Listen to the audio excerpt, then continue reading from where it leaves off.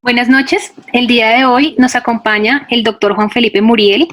Es anestesiólogo cardiovascular y actualmente se desempeña en la Fundación Clínica Chayo.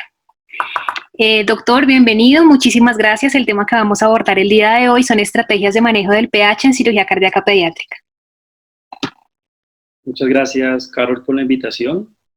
Efectivamente, hoy vamos a hablar de un tema muy importante que dentro de las estrategias de manejo del bypass cardiopulmonar en los pacientes pediátricos tiene un impacto importante, sobre todo en el desarrollo neurológico y en la presentación de lesiones neurológicas agudas en el posoperatorio de estos pacientes. Declaro que no tengo conflictos de interés. Esta es la agenda, la forma con la cual voy a desarrollar el tema. Primero, una introducción, vamos a plantear el problema desde el punto de vista de las lesiones neurológicas que se pueden presentar en los pacientes pediátricos sometidos a cirugía cardíaca. Para entender las estrategias de manejo de pH debemos hablar primero sobre la fisiología aplicada a la evaluación y el análisis del pH. Seguido de esto vamos a hablar de la fisiología aplicada a la comprensión de las estrategias alfa y pH-STAT para después compararlas tanto en el ámbito biológico como en el ámbito de laboratorio. Posteriormente vamos a hablar de la evidencia clínica y de laboratorio en esta población de pacientes, posteriormente el manejo del bypass cardiopulmonar y por último vamos a dar unas conclusiones. En cuanto a la introducción, pues el manejo del pH o las estrategias de manejo del pH en estos pacientes tiene el escenario claro y es el del arresto circulatorio hipotérmico. También se habla de esas estrategias de manejo en otro tipo de técnicas como el bypass de bajo flujo y la hipotermia profunda. Estas técnicas permiten una exposición de los defectos cardíacos y una pues, adecuada reparación de estos. El éxito de la técnica no depende de un solo factor, depende de múltiples factores, como lo son el manejo de la temperatura, el hematocrito, la oxigenación, el manejo anestésico, el manejo ventilatorio, el manejo metabólico y un componente importante, como lo vamos a ver, es el manejo del pH. En cuanto al planteamiento del problema, hemos visto que en los últimos años tenemos un incremento en la sobrevida de pacientes con defectos cardíacos congénitos críticos, que se describe hasta el 83% en un año, y también hemos visto en la evolución del bypass pediátrico que cada vez hacemos pacientes con defectos más severos y aún así hemos presenciado una reducción en la mortalidad del 48 al 17%, incluso con los pacientes que presentan un riesgo mucho más alto. Es importante reconocer que estos pacientes, los neonatos sobre todo, ya tienen lesiones neurológicas preestablecidas antes del bypass cardiopulmonar. Se describe que, como vemos en esta gráfica, entre el 20 y el 40% de los neonatos se describen lesiones neurológicas del tipo de leucomalacia periventricular y en el posoperatorio es evidente que tenemos un porcentaje aún mayor de nuevas lesiones en el posoperatorio, entre el 35 y el 75%. También tienen que ver con ese tipo de lesión denominada leucoplasia periventricular, que se asocia fundamentalmente a episodios de isquemia global. Entonces, debemos establecer estrategias no solamente para reducir el riesgo, los factores predisponentes o precipitantes de la lesión neurológica aguda. Debemos reconocer que los pacientes de por sí ya tienen una lesión neurológica previa que puede deteriorarse en el posoperatorio. Y entre todas las estrategias que vemos acá, que de una u otra forma pueden cambiar el pronóstico de los órganos en este grupo de pacientes, el manejo del pH vamos a ver que es fundamental. Al lado derecho vemos un neonato de 37 semanas que en las imágenes del preoperatorio presenta una leucomalacia periventricular. Este paciente tenía un síndrome de corazón izquierdo hipoplásico y posterior a la reparación quirúrgica vemos que presenta una hemorragia intraparenquimatosa e intraventricular con focos de isquemia. Entonces, como repito, es importante reconocer que tenemos lesiones importantes antes del bypass cardiopulmonar que pueden exacerbarse después del bypass. Ahora vamos a hablar de la fisiología aplicada a la evaluación del análisis del pH. Primero y muy importante, debemos considerar el pH normal, porque el pH de la sangre, el pH del agua es 7,4 normalmente. La teoría alfa interpreta el valor normal del pH 7,4 como una cantidad que puede ser derivada de el pH intracelular cercana al punto neutral. Eso tiene una ventaja desde el punto de vista evolutivo porque la mayoría de metabolitos intracelulares están en la forma ionizada. Entonces, esto permite que estos metabolitos no puedan salir con facilidad de la célula y queden atrapados en el interior de ella, razón por la cual van a estar disponibles para otras reacciones bioquímicas. En 1975, Ram planteó que el grado de disociación alfa de las proteínas buffer, tanto intra como extracelulares, podrían explicar el valor del pH normal en 7,4 y el PC2 en 40 mililitros de mercurio a 37 grados centígrados.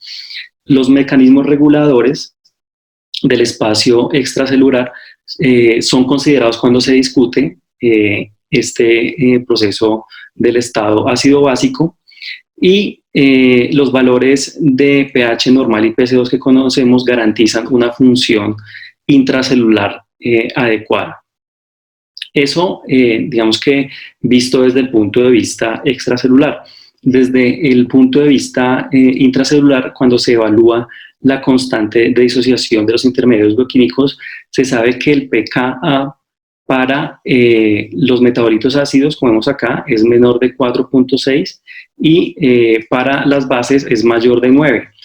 Eso significa que los metabolitos celulares en el rango del punto neutral del agua, como lo vemos acá en la mitad, están casi completamente disociados y probablemente van a permanecer todos ellos durante la célula.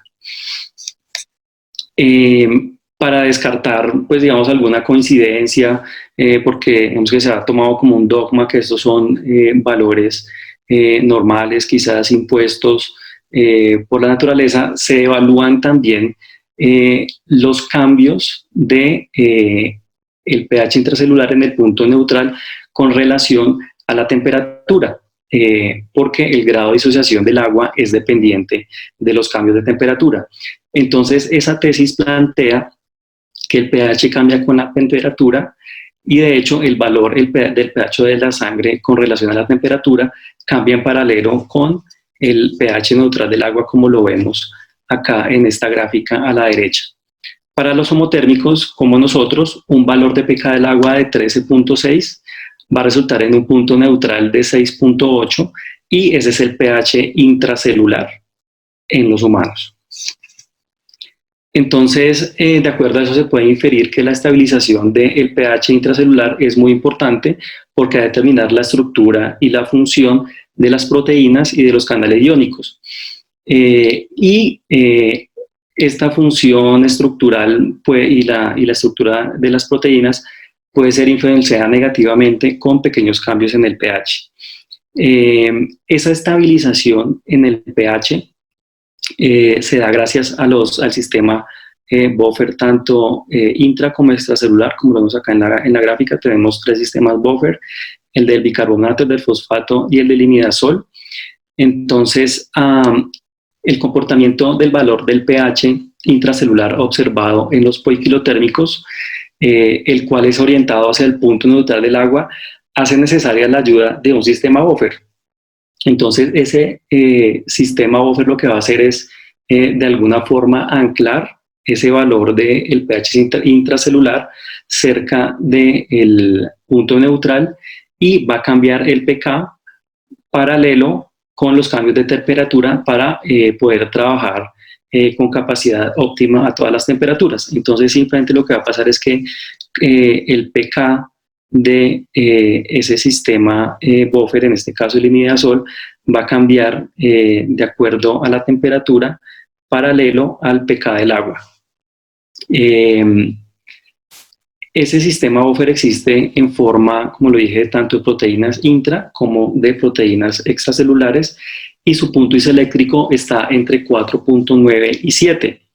Tiene en particular importancia el anillo imidazol, alfa-imidazol del aminoácido histidina, cuyo pK cambia en paralelo con el pK del agua y su grado de disociación alfa es de 0.55. Esto es muy importante tenerlo en cuenta para después entender las estrategias de manejo basadas en alfa-stat. Entonces, ¿cuál sería el pH extracelular ideal? Pues teniendo en cuenta que el pH intracelular está muy relacionado con el pK del agua, ese pH intracelular necesita estar en el punto neutral para tener la capacidad de mantener la regulación proteica dentro de rangos estables y evitar que los productos generados del metabolismo puedan escapar de la célula. La concentración de iones hidrógeno a 37 grados centígrados tiene una concentración transcelular de 140 a 40 milimoles por litro. Eso corresponde más o menos a una relación entre el pH intracelular de 6.8 y un pH extracelular de 7.4, que va a garantizar una relación de protones intracelular-extracelular de 4 a 1, que se va a mantener constante con los cambios en la temperatura. Entonces, de esa manera se mantiene el equilibrio eléctrico de todos los sistemas intracelulares para garantizar la función metabólica. Ahora, ¿cómo se comporta la sangre humana? Pues definitivamente la hipotermia no es fisiológica para los humanos. Vamos a ver más adelante cuál es la relación entre el pH y la temperatura y la PC2, pero pues adelanto que con la hipotermia el pH se incrementa, la solubilidad del CO2 se va a aumentar teniendo una concentración de CO2 total normal, pero un PCO2 medido más bajo con respecto al actual. El equilibrio de Donan para el cloro va a ser constante. El equilibrio de Donan simplemente describe el comportamiento de dos soluciones separadas por una membrana y qué tanto pasa un electrolito o una molécula de un lado a otro, y este equilibrio es muy importante para mantener el volumen celular. No existe mayor intercambio de iones con los cambios de temperatura, y ese delta de pH o el delta de protones de 4 a 1 se mantiene constante incluso en la hipotermia. Todo esto, digamos que desde los años 70 ha tomado mayor fuerza porque se cambió la forma en la cual se analizan los gases sanguíneos, de una aproximación basada en el bicarbonato a una aproximación basada en la disociación del agua. Y es que existen tres valores independientes que pueden cambiar la disociación del agua hacia el lado derecho y aumentar la concentración de hidrogeniones, y se reconoce actualmente que esas tres variables independientes son la presión arterial de CO2, la diferencia de iones fuertes y la concentración total de ácidos débiles. Entonces, el cambio en los protones y el bicarbonato realmente es una consecuencia a un cambio primario en una de estas tres variables independientes. Sin embargo, simplemente pongo esta diapositiva para que revisen estas referencias y pues tenerlo en cuenta para la práctica clínica. En cuanto a la fisiología aplicada a la comprensión de alfa y pH-stat, pues una vez que ya sabemos cómo se comporta el pH intracelular y extracelular, vamos a hablar de otros conceptos como el de la alcalinidad relativa. Entonces, el radio de ionización del agua es un determinante muy importante, como lo vimos, del pH intracelular, y el agua, como es el principal solvente en los sistemas biológicos, participa en todos los procesos ácido-básicos. La relación, como lo vemos acá, de disociación para el agua es igual a la multiplicación de los hidrogeniones por los hidroxilos sobre la concentración total del agua. Y pues dado que la concentración del agua no cambia con la temperatura, el producto del numerador es constante. Entonces podemos asumir que a 25 grados esta multiplicación del numerador es igual a 10 a la menos 14, razón por la cual la concentración de hidrogeniones es 10 a la menos 7, lo cual nos da por el logaritmo inverso de este número un pH de 7, razón por la cual a un pH de 7 tenemos una concentración igual tanto de hidrogeniones como de hidroxilos. Si esa constante de disociación cambia con la temperatura, también va a cambiar el punto neutral. Y se sabe que el delta de cambio de pK por el delta de cambio de temperatura es igual a 0.016 unidades de pH por grado centígrado que cambia. Entonces, acá lo vemos graficado, el pH por la temperatura, y en este ejemplo tenemos el buffer fosfato. En la medida en que se reduce la temperatura, vamos a tener un aumento del pH con relación a esta constante, que es 0.016 grados de unidades de pH por cambio de la temperatura. Entonces vamos a tener un pH que es alcalino y una PCO2 que es baja. Y el cambio o la pendiente que relaciona el cambio en el pH con la temperatura va a estar paralela a el pK del agua, y esa es, digamos que la teoría alfa-stat. Si el pH líquido cambia esa relación que ya nombré con la temperatura, entonces la solución va a mantener una relación constante entre hidrogeniones e hidroxilos, y ese cambio se va a dar paralelo con el pK del agua. Esto va a permitir que tengamos una relación alcalina entre el medio extracelular e intracelular de 20 a 1, y que ese rango sea constante en amplios niveles de temperatura, como lo regulan los animales poikilotérmicos. Ahora, ¿qué es alfa? La hipótesis alfa es la teoría de la regulación del equilibrio ácido-básico, que de alguna forma compite con la teoría de la alcalinidad relativa. El término alfa-stat sugiere que el mecanismo que regula el equilibrio ácido-básico de los vertebrados, funciona para mantener una relación constante de las formas protonadas y no protonadas del anillo imidazol del aminoácido histidina. Entonces, el pK del imidazol está dentro del rango del valor del pK del agua, observado tanto intra como extracelularmente, y varía con relación a la temperatura del agua. Algo muy importante es que esta teoría alfa, digamos que tiene relación también con la llamada también teoría Z, en la cual esa relación entre histidina protonada y no protonada permite que se mantenga una carga eléctrica estable en las proteínas, Entonces, como lo vemos acá en la gráfica, en pH dentro del rango normal tenemos una relación de alfa-histidina protonada y no protonada en el punto neutral, al igual que la carga eléctrica. Entonces, alfa casi que podría ser también un zeta estático en el cual vamos a tener una carga eléctrica homogénea en las proteínas y una función proteica normal. He hablado mucho de la regulación metabólica con respecto a la teoría de alfa-stat, pero la acidosis también puede vincularse con efectos sobre la reducción en la demanda metabólica. En lugar de mantener una relación estable entre hidrogeniones e hidroxilos, como en la teoría alfa, en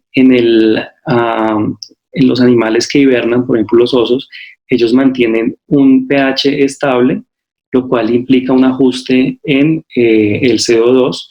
Ellos hipoventilan, aumentan la cantidad de CO2 y esa es la razón por la cual al aumentar los protones reducen el metabolismo, la demanda de oxígeno, además al mantener una acidosis relativa, ellos desplazan la curva de disociación de oximoglobina hacia la derecha y de esta forma pueden descargar más fácil oxígeno a los tejidos.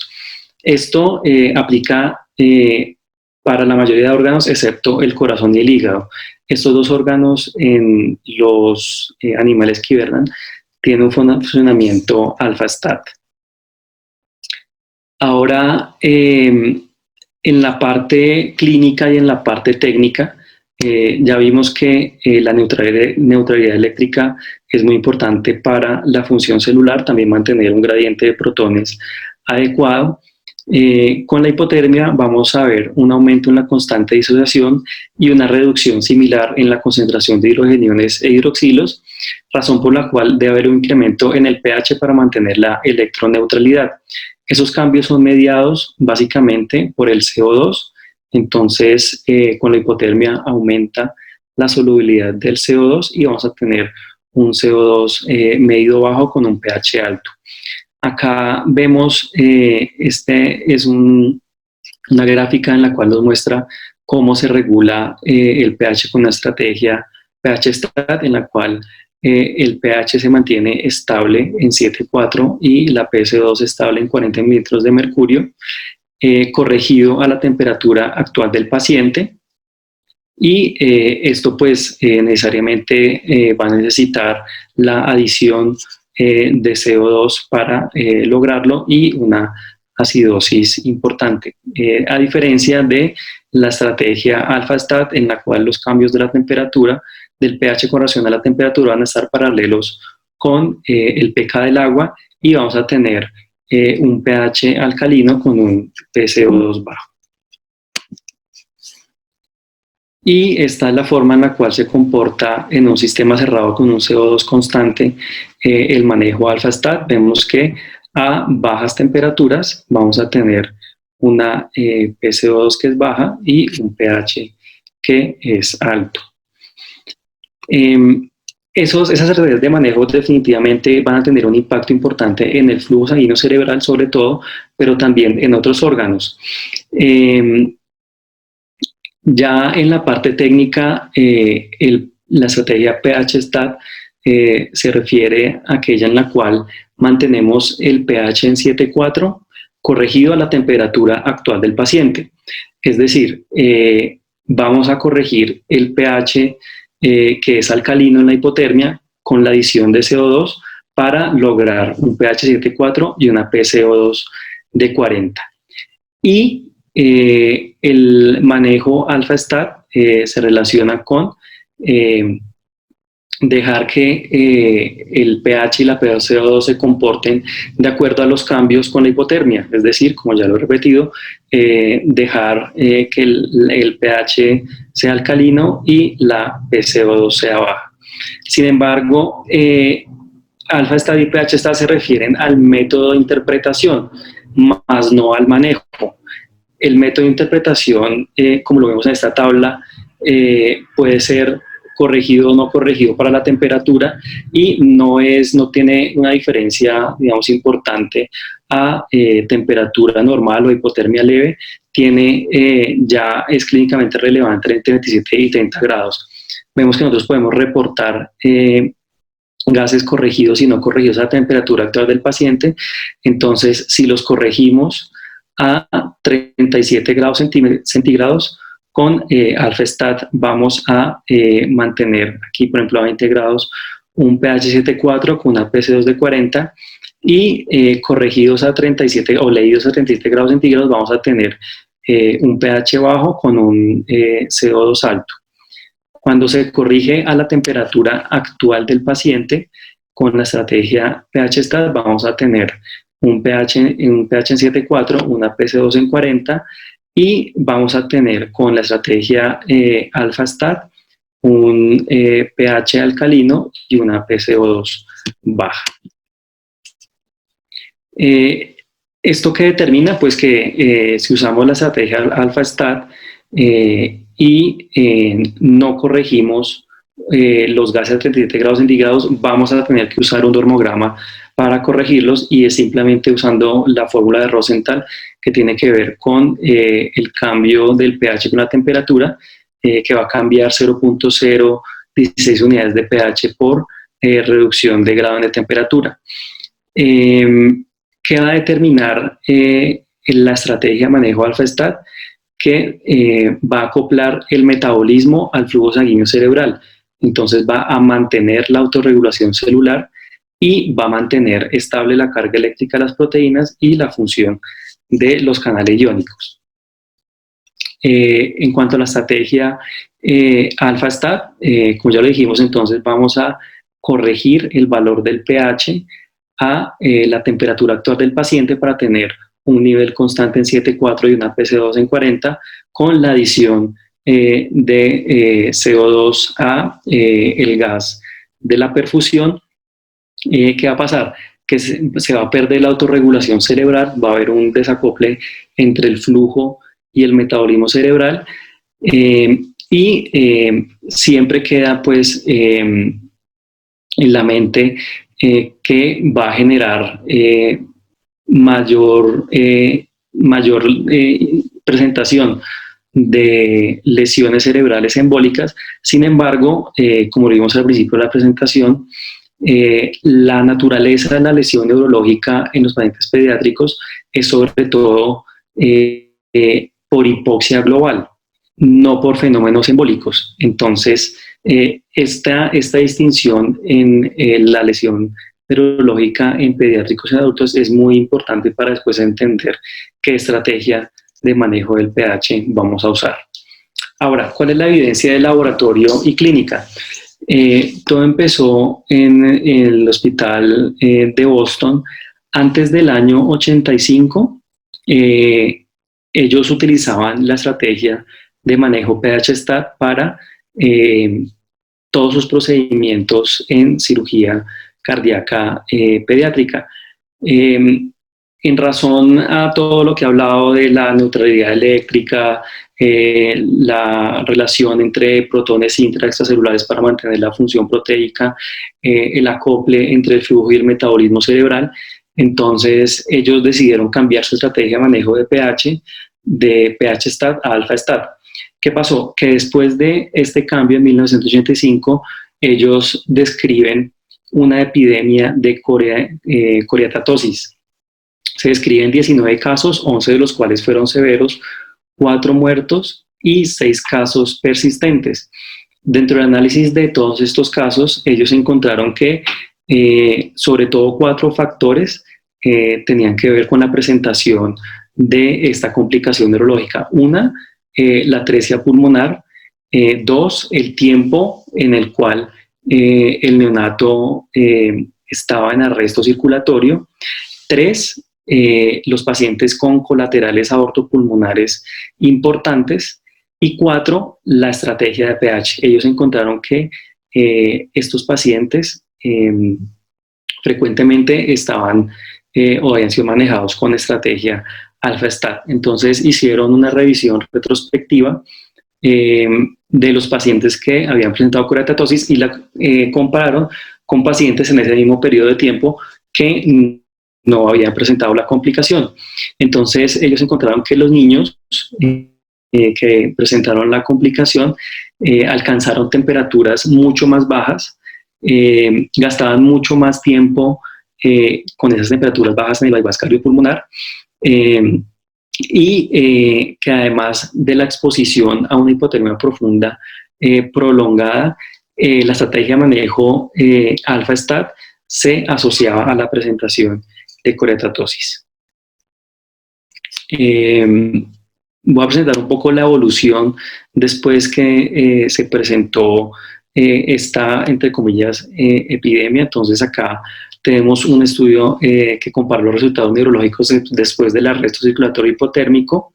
Este es un estudio en cerdos, entonces aleatorizan cerdos a alfa-stat y pH-stat a temperaturas de 19 grados, un arresto hipotérmico y de 90 minutos, y evalúan el resultado neurológico.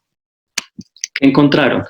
Que el resultado neurológico era mucho mejor con pH-stat cuando se compara con alfa-stat, y los cerdos que presentaban algún tipo de alteración neurológica no era tan severa en el grupo de pH-stat cuando se comparó con el grupo de alfa-stat. Y además, histológicamente, el daño celular neuronal era mucho menos severo con pH-stat cuando se compara con alfa-stat. Vemos que esto llevó a hacer una revisión más importante de la evolución neurológica de estos niños. Se hizo un estudio retrospectivo en pacientes con transposición de grandes vasos, en el cual también se hizo un cambio de estrategia de pH-stat a alfa-stat, y encontraron que a menor, como vemos acá en la gráfica, a menor presión de CO2, menor escala de desarrollo en la mayoría de los pacientes. Entonces se empezaron a cuestionar realmente si, a pesar de la teoría de la neuroprotección y de la estabilización del pH con alfa-stat, era una estrategia adecuada para el manejo en los pacientes pediátricos. Y entonces realizaron un estudio aleatorizado con 182 niños, 90 manejados con la estrategia alfa-stat, 92 con la estrategia pH-stat, y encontraron que todos los niños que murieron se habían manejado con estrategia alfa-stat. La mayoría de pacientes que convulsionaron estaban también en el grupo de alfa-stat, y que los pacientes manejados con la estrategia pH-stat retornaban mucho más rápido a la actividad electroencefalográfica en el subgrupo, un subgrupo homogéneo de transposición de grandes arterias. Ellos encontraron que estos pacientes tenían un mejor índice cardíaco, necesitaban menor soporte inotrópico, tenían menor acidosis, menor hipotensión y menor tiempo de ventilación cuando se comparó con los pacientes manejados con una estrategia alfa-stat. Este estudio compara los efectos en el desarrollo neurológico también entre las dos estrategias. 168 niños les dieron seguimiento a un año, se hicieron evaluaciones neurológicas, evaluaciones electroencefalográficas, se les hizo cuestionario a los padres a los 12 y a los 4 años de edad, y en este estudio, a diferencia de otros, no se encontraron diferencias estadísticamente significativas en los scores de desarrollo psicomotor, en complicaciones neurológicas, demás. En subgrupos de pacientes sí había una leve mejoría en la función neurológica con pH-stat, otros en alfa-stat, pero realmente eso no alcanzó una diferencia estadísticamente significativa. Eso, digamos que en cuanto al neurodesarrollo y a los déficits cognitivos. También es importante evaluar el efecto del pH en la energética cerebral después de un arresto circulatorio hipotérmico. Entonces, en este estudio en cerdos, los cuales fueron arrestados una hora a 15 grados centígrados, se evaluó el impacto en la recuperación de fosfatos de alta energía y el pH intracelular, el flujo sanguíneo, la tasa metabólica cerebral y el edema cerebral. ¿Y qué encontraron? Que los animales manejados con un esquema de pH-STAT tenían una recuperación mucho más rápida de fosfatos de alta energía, de creatinfosfato, tenían una recuperación mucho más rápida y más importante en cuanto al pH, también una recuperación más rápida y sostenida del flujo sanguíneo cerebral y de el metabolismo cerebral, de la oxigenación cerebral. También encontraron que el flujo sanguíneo cerebral era con diferencia mucho mejor en muchas áreas cerebrales cuando se manejan con pH-STAT con relación a la estrategia alfa-STAT, como lo vemos en esta gráfica. Como pues encontraron esas características de recuperación rápida de los fosfatos de alta energía y del pH, del flujo sanguíneo cerebral y del metabolismo cerebral, se planteó que los pacientes manejados con pH-STAT tienen un mejor aporte de oxígeno porque se logra un enfriamiento homogéneo por vasodilatación cerebral, un mayor flujo cerebral y una menor lesión por reperfusión. Entonces, este estudio comparó varias estrategias de pH, tanto en el enfriamiento como en el calentamiento, en animales sometidos a una hora de resto. Entonces, se comparó el flujo sanguíneo cerebral y el pH con enfriamiento y calentamiento alfa-STAT, enfriamiento alfa, calentamiento pH-STAT, enfriamiento pH-STAT, calentamiento alfa-STAT y enfriamiento-calentamiento pH-STAT. ¿Qué encontraron ellos? Que el flujo sanguíneo cerebral era mucho mayor con pH-STAT versus alfa-STAT durante el enfriamiento y que la recuperación del ATP y el pH intracelular también era mucho mejor con la estrategia pH-STAT, pH-STAT. Este estudio comparó los efectos del manejo del pH durante el bypass hipotérmico en la microcirculación cerebral.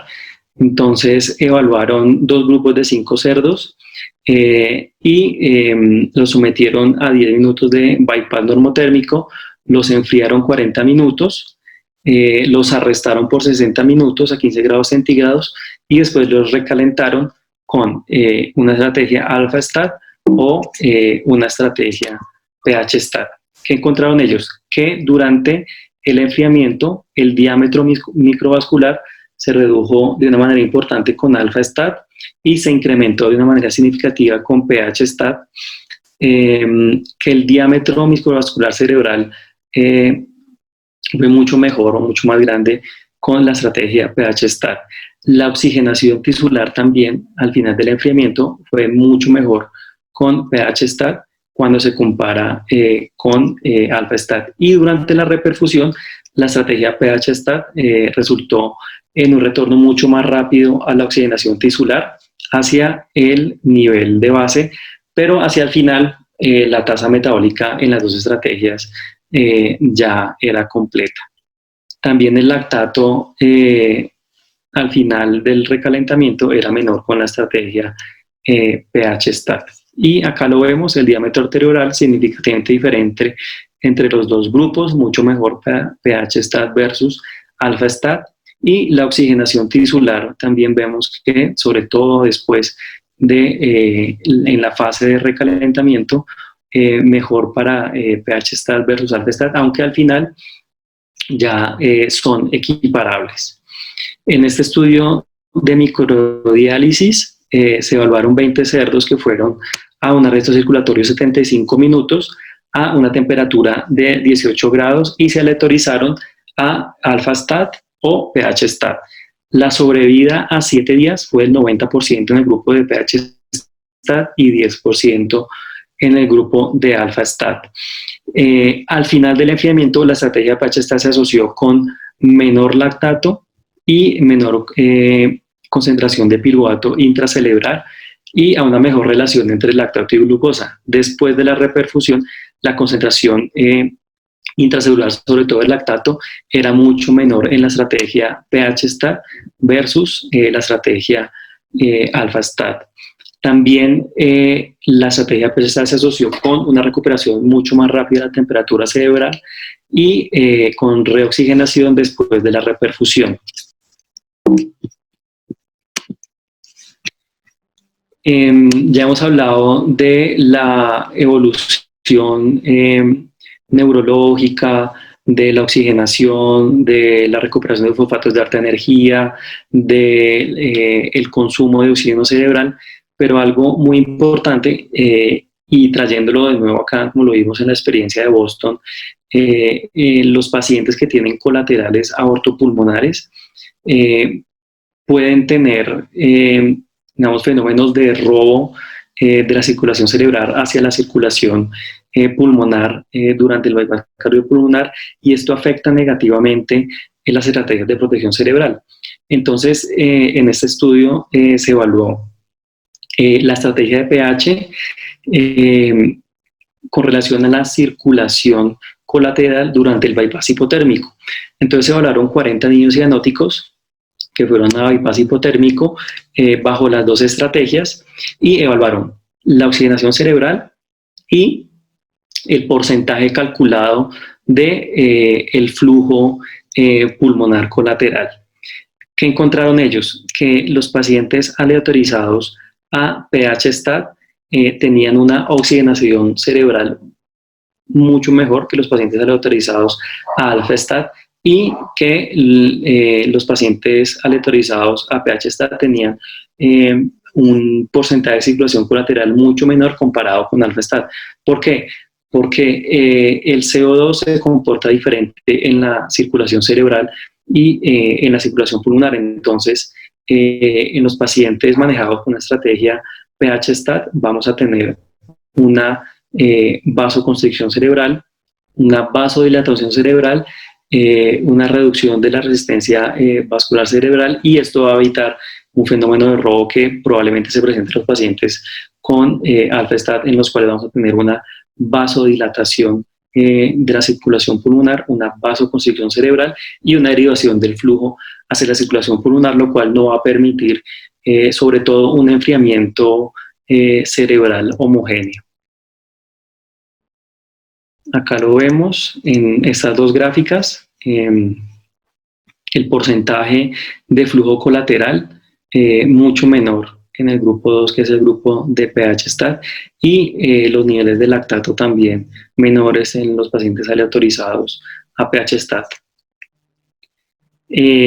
Dos estrategias importantes que son complementarias al manejo del pH y la hipotermia en pacientes sometidos a ese tipo de intervenciones son, primero, la hiperoxia. Entonces, en este estudio sugieren que la hiperoxia antes del arresto circulatorio tiene una ventaja o toma ventaja del incremento de la solubilidad de oxígeno y la reducción del consumo para, digamos, cargar con oxígeno a los órganos y reducir la probabilidad de depresión de fosfatos de alta energía y de isquemia durante el arresto. Entonces, acá se compararon 37 niños.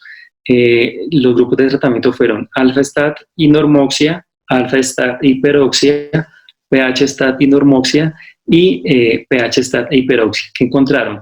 Que los dos grupos de hiperoxia, independiente de ser manejados con alfa o con pH-STAT, tenían menos acidosis después del arresto comparados con los grupos de normoxia, y el grupo 4, el grupo de pH-STAT e hiperoxia, tenían menos generación de ácidos durante el arresto circulatorio y menos base de exceso que los otros grupos.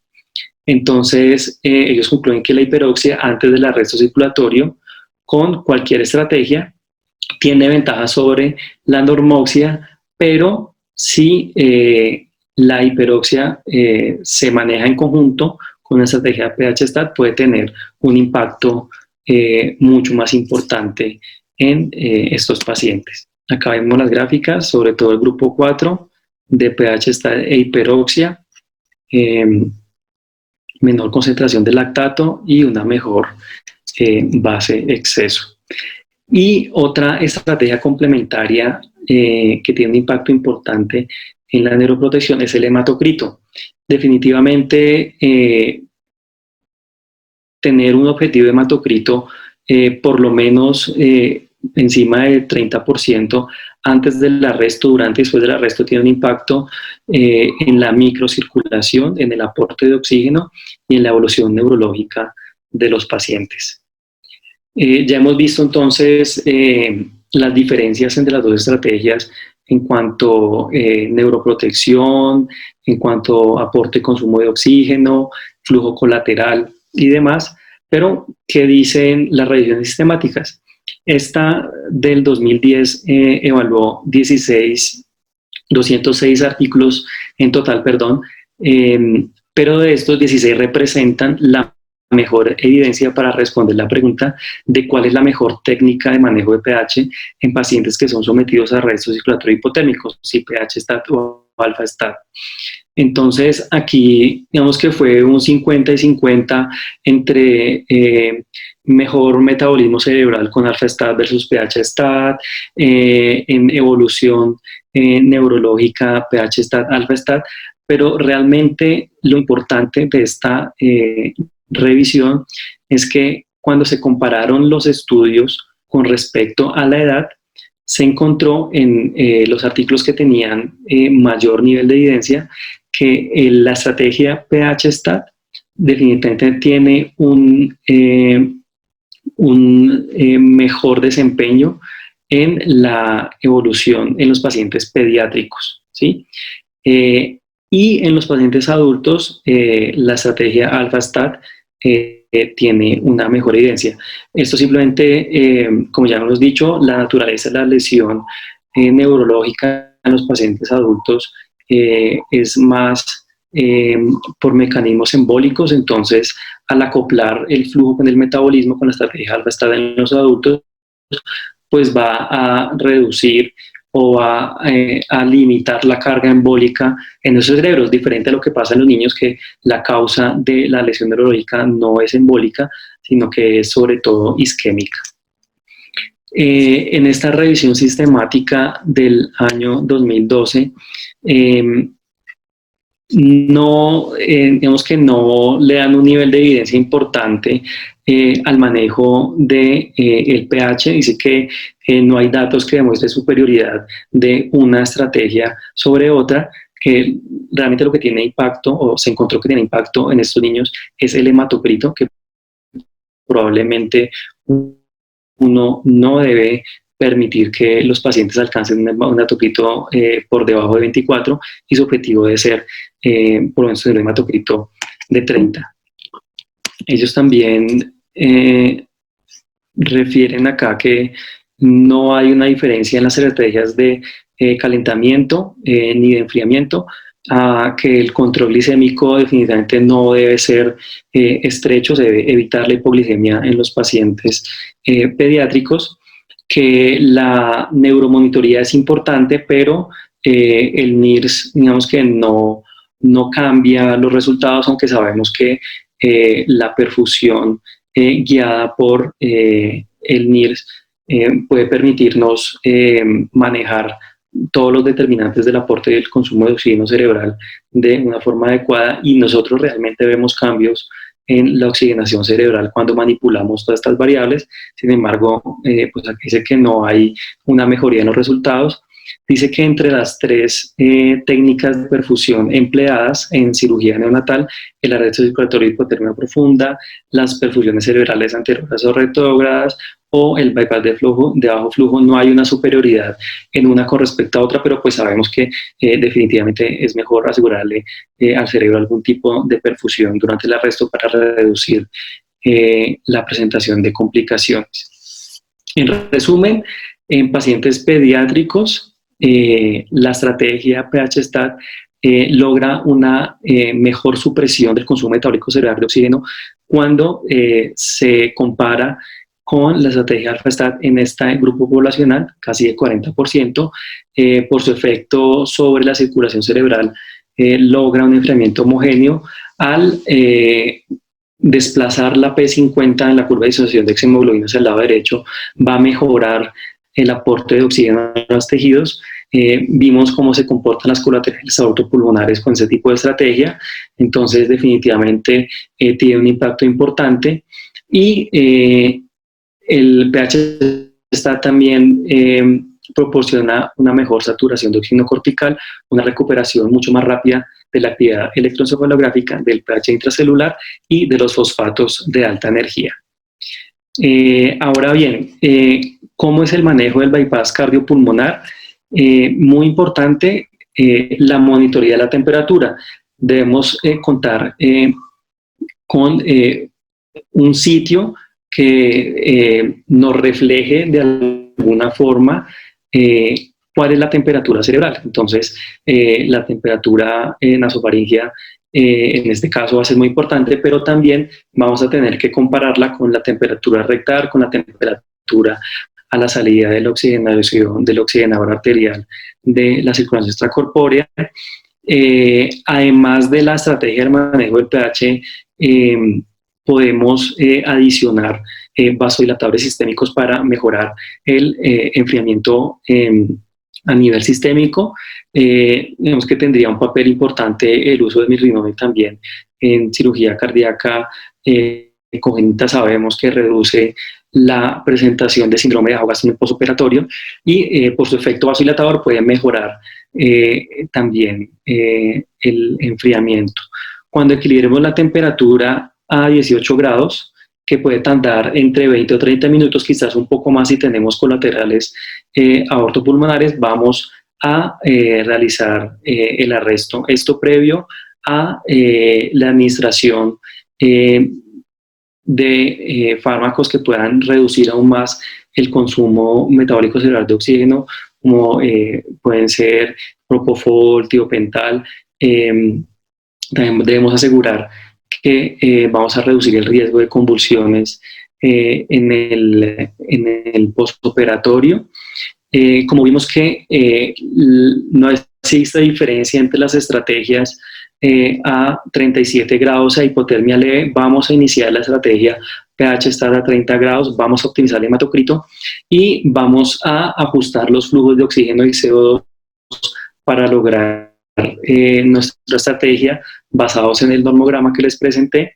Entre 30 y 28 grados la proporción va a ser de 97 de oxígeno, 3 de CO2. 28 a 22 grados va a ser de 96 de oxígeno, 4% de CO2, y entre 22 y 15 grados previo al arresto la proporción entre oxígeno y CO2 va a ser de 95 y 5%. Posterior al arresto, tenemos que asegurar un calentamiento lento hasta más o menos después de 6 horas del bypass cerebral va a ir aumentando gradualmente, y si calentamos el paciente a 37 grados, probablemente a las 6 horas va a estar hipotérmico y la hipertermia va a estar hipertérmico, y sabemos que la hipertermia juega un papel fundamental en la lesión neurológica tanto en adultos como en niños. Como conclusiones, pues debemos entender la naturaleza de las lesiones neurológicas en los pacientes pediátricos para establecer estrategias para intentar reducir su riesgo. Debemos también conocer desde la fisiología qué es lo normal, cómo se cambia o cómo se puede optimizar el balance de protones en el sistema intracelular para asegurar la función proteica, para después entender cómo funcionan estas estrategias, y sabiendo que en los pacientes pediátricos la mayor proporción de lesiones es por hipoxia, podemos decir que por los efectos ya nombrados anteriormente sobre la circulación cerebral de la estrategia pH se debe usar en cirugía pediátrica, no una estrategia que debe incluir los flujos de bomba, el hematocrito, la oxigenación, el uso de medicamentos para reducir el consumo de oxígeno cerebral. Y todo esto seguramente nos va a llevar a una mejor evolución de nuestros pacientes. Muchas gracias. Doctor Muriel, muchísimas gracias por su excelente presentación.